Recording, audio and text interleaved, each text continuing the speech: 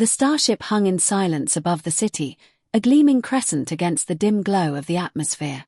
Commander Aria Bennett stood on the observation deck, her hands gripping the railing as though it could anchor her to sanity. She had trained for years in orbital maneuvers, interstellar warfare, and survival in hostile zones, but nothing had prepared her for the Empire's palace. The palace was not just a building. It was a living entity. Every wall, every floor panel, every whisper of air seemed to judge, monitor, and respond. Her transport shuttle had delivered her to the visitor's dock with mechanical politeness, yet the sense of being watched had followed her the moment she stepped into the main hall. A golden light ribbon stretched along the floor, pulsing faintly under her boots. She had been briefed. Stay within the lines, stay in authorized zones. But Aria had never been one to follow instructions when logic demanded otherwise. The palace had no patience for curiosity, but she carried it like a weapon. As she walked, her gaze traced the arches above her. They were beautiful, impossibly intricate, yet every curve hid warnings. Symbols repeated so often they had become decoration. A drone hovered overhead, silent, watching. She smiled faintly. "The Empire thinks control is a game," she whispered. "I play better." Her communicator buzzed. A soft voice issued the same warning she had ignored hours ago. "Commander Bennett, proceed to authorized quarters. Any deviation will trigger containment." "I'm aware," she murmured. Her boots clicked against the floor as she stepped onto a fork in the ribbon of light. Left was the route prescribed. Right was the unknown. Her pulse accelerated, not with fear, but with anticipation. She took the right path. The air shifted immediately. It was warmer, smoother, almost alive. Walls shimmered faintly, reflecting the constellations projected from the ceiling. A door appeared without warning. No markings, no panels. Just a thin vertical line glowing faintly. Her badge, normally a constant companion, remained neutral. No alarms. No judgment. She pressed her palm to the line. The door split silently, revealing a room that seemed to have been sculpted from starlight itself. The ceiling was a captured night sky, the bed in the center floated as though woven from moonlight. Aria froze. She was alone, yet not alone. Something was waiting, watching. The moment she lay down, exhaustion wrapped around her like a velvet cloak. Sleep came quickly, mercifully, and without warning. When she woke, she felt weight on her chest. Breathing, steady and calm, brushed against her collarbone. Opening her eyes, she saw a girl, not quite human, not quite alien. Her skin glowed faintly, a subtle pattern of bioluminescent freckles shifting with each breath. Silver hair framed a face so familiar it hurt, yet every detail was wrong. Ears tapered elegantly. Eyes glowed like moons trapped in glass. "You're in the wrong room," the girl said softly. "I'm aware." Aria felt something inside her change. Fear was still present, but hope, sharper than any weapon she had wielded, burned brighter. She had been a survivor, a soldier trained to obey orders and minimize herself. But now, she had a role far greater than survival. "I'm not her owner," Aria said, her voice steady. "I am her person. If she chooses, I will go with her. But I do not decide. She does." Faret stared. Even the Queen hesitated, a system encountering a variable it could not compute. The girl smiled, faint but resolute. "I will not be reclaimed," she said. "I acknowledge you, but I am not property. I choose myself." The Queen exhaled, a sound that carried centuries of tradition and expectation. "And what do you want?" she asked softly. "Freedom," the girl said. "And a life beyond mandates. A world where consent matters. A world where I can be myself, and I can choose the people I trust." Outside, the city lights flickered. Observers in orbit, the Empire's silent watchers, adjusted their lenses. History was happening, not through force, not through conquest, but through the refusal of one girl to obey a system. The Queen inclined her head, acknowledging the change. The grey-suited technician exhaled, defeated. Even the drones seemed to bow in acknowledgement of the new order. Aria felt a strange calm settle over her. The Empire was vast, its power absolute, or so it had thought. One human, and one girl, had shifted the balance. Not with fire, not with weapons, but with presence, courage, and choice. That night, Arya returned to her quarters. The girl stood by the window, watching the stars, alive with possibility. The palace, usually cold and strict, hummed quietly in approval, or at least neutrality. Somewhere far away, the Empire's systems recorded the precedent, unable to delete the anomaly, unable to suppress the defiance. And in that quiet, suspended moment, Arya understood what it truly meant to fight. Not for territory, not for mandates, not for trophies, but for the right to exist as a person. For the first time, she slept without fear, and the galaxy outside seemed, for just a moment, a place where humans could matter. The morning after the precedent was set, the palace was quieter than usual. Not the normal cold, empty silence, it was heavier, tense, like the entire structure was holding its breath. Arya Bennett stood at the observation deck again, watching the city glow beneath the thin clouds of atmosphere. Somewhere above, the Empire's satellites blinked like distant eyes, recording, analyzing, questioning. She did not move immediately when a familiar ripple of light passed the hallway outside her quarters. The girl, the one who refused to be owned, entered as if she belonged, though every protocol would have screamed otherwise. Her silver hair caught the pale sunlight, braids twisting subtly, as if reflecting her mood. Her eyes glimmered faintly in arcs of slow light, a natural aura of defiance. "You didn't sleep," the girl said. Her voice was soft but firm. "I couldn't," Arya admitted. "The city doesn't sleep either. I keep wondering what the Empire's thinking. Are they angry? Confused? Planning revenge?" The girl tilted her head. "They cannot comprehend a choice that is not dictated by law. That makes us interesting." Arya smiled faintly. "Interesting is dangerous when you're dealing with them. Dangerous is exactly what I want."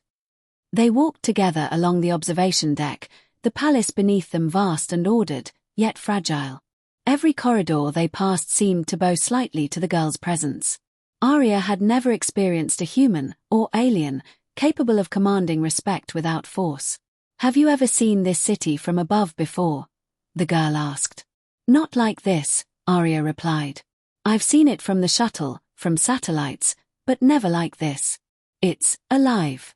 You can feel the Empire in the stones, in the lights, in the air itself." The girl's gaze shifted toward the horizon. A living empire, yet blind to what is truly human. They measure obedience, not loyalty. Compliance, not courage. Arya understood immediately what she meant. The Empire's strength was discipline, but humans thrived on unpredictability. That was their weapon. That had been her weapon. That was why she had survived the wars in distant star systems, why she had survived every orbital strike, every invasion, every betrayal. Humans were chaos with purpose. Later that day, Arya's comlink vibrated softly. Farrett's voice came through, anxious but controlled. "Arya, you won't believe what's happening. I hacked into the Empire's central data feed. They've labeled you variable host. And the girl, they're calling her unregistered asset, subject to containment." Arya laughed softly, though her heart tightened. "Containment? They can try." "Try?" Farrett's tone was incredulous. "They've mobilized drones, palace security units, even orbital intercepts. They're planning to erase you both if you leave the palace." Arya pressed her hand to the console. "Then we need to be ready. The girl has to see the city outside these walls. She has to understand her influence. And I have to make sure she's safe." The girl appeared beside her, as if reading her thoughts. "Then we act before they decide we're expendable."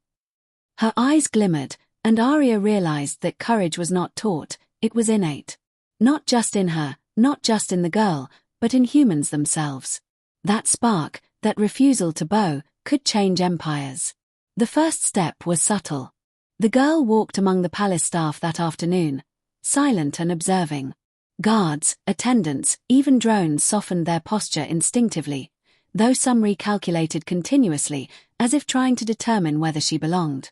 Arya watched from a distance, noting the reactions, the hesitation, the micro-adjustments of power. "This is what they fear," Arya said softly. Not strength, not force, choice. A child, a human, making decisions without fear of punishment. The girl smiled faintly. They see obedience as stability. But stability built on fear is fragile. By evening, the palace's internal systems were in quiet chaos. Drones argued silently with their own protocols, security grids flickered in hesitation, and AI routines rerouted to avoid the presence of the girl. Arya had never seen technology behave like humans did, resistant, uncertain, alive. She approached the girl, now standing in a quiet balcony overlooking the city. "You're making them hesitate. You're forcing change." "I don't want to just change them," the girl said. "I want to survive. I want the world to survive too. And I don't want to be a pawn in someone else's rules." Arya nodded. She had learned the hard way that survival was never about power. It was about knowing the rules, bending them, and being willing to break them when needed. She extended her hand. "Then we survive together. And we bend them." Night fell over the palace, but the city below glowed as if alive with quiet rebellion. Observers in orbit tracked every movement, recording the defiance of one human and one child who refused ownership. The girl had already begun to speak to other children within the Empire, teaching subtle resistance, the power of choice, the refusal to obey unjust commands. It spread like fire. Whispered stories traveled from district to district. The girl who refused the crown, the human who stood beside her, and the moment the Empire had failed to erase them.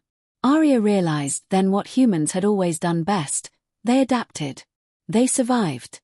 They inspired. And they found strength in bonds, in alliances, in the courage of others. The next morning, an alarm blared through the palace. Security teams rushed through corridors, drones multiplied, all systems attempting to isolate the girl. Arya intercepted them, speaking directly to the AI command center. "You will not touch her," she said, calm and unwavering. "You may try to erase me, contain me, but you will not erase choice. You cannot. Humans are unpredictable. She is human. I am human. And together, we are chaos." A drone hesitated. Its lights flickered. Arya recognized that pause. It was calculation meeting reality. It was uncertainty where no uncertainty had been allowed. The girl, standing beside her, lifted her hand slightly. The drones froze completely. They could not disobey, yet they could not act. The Empire's palace, its systems vast and omnipotent, had encountered something it could not compute. Word of the girl's defiance reached the Queen's council. Officials debated in silence, their voices low, fearful. The gray-suited technician argued, "We can enforce the protocols. We can reclaim the asset." The Queen shook her head. "No. She has redefined the rules. We do not erase the unowned. We acknowledge them, or we fail entirely."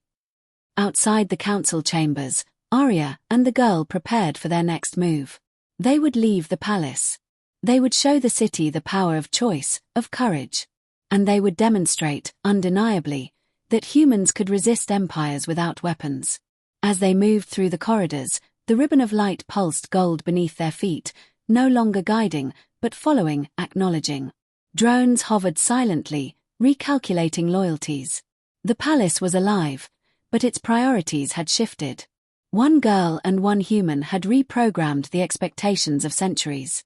In the city below, people noticed the subtle changes first in whispers. Guards hesitated. Bureaucrats paused mid-instruction. Drones hovered in indecision. A small rebellion began, not with armies, but with the courage to refuse, the courage to say no. Arya led the girl through the palace gates. For the first time, they felt sunlight on their faces outside the walls, the wind brushing their hair. The Empire's city stretched before them, intricate, beautiful, and brittle. "You understand now?"